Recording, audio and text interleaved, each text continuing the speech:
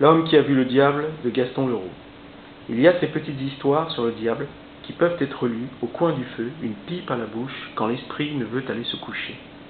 En 1515, Nicolas Machiavel écrivit une très plaisante nouvelle du démon qui prit femme. En 1891, Robert Louis Stevenson accouche de son diable dans la bouteille, puis en 1957, James Joyce nous offre Le chat et le diable.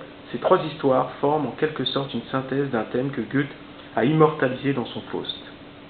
On peut également approfondir la chose avec le roman de Victor Hugo, La fin de Satan, ou encore, plus proche de nous, Le beau monsieur de Cracovie d'Isaac Bashevis Singer. L'écrivain de Satan Agoré dira du diable: Satan représente pour moi en un sens les bois de ce monde. Les démons symbolisent l'univers et je dénonce à travers eux les humains et leur conduite. En outre, je crois vraiment à leur existence, non seulement symbolique mais matérielle. Quoi qu'il en soit, cette petite aventure de Gaston Leroux est particulièrement savoureuse. L'auteur du Fantôme de l'Opéra nous entraîne chez un gentilhomme, grand, maigre, osseux et triste, ce sont ses mots, qui, ayant pactisé avec le diable, fit fortune aux cartes.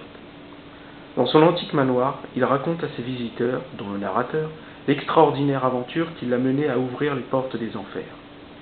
C'est donc après avoir lu Les Sorciers du Jura qu'il trouva la méthode pour appeler le prince des ténèbres.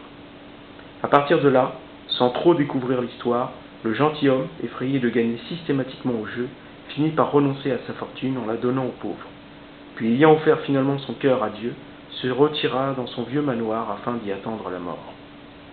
Gaston Leroux nous immerge donc assez facilement dans cette petite histoire faustienne, dont on pourra retirer quelques avertissements quant à la perfidie du diable.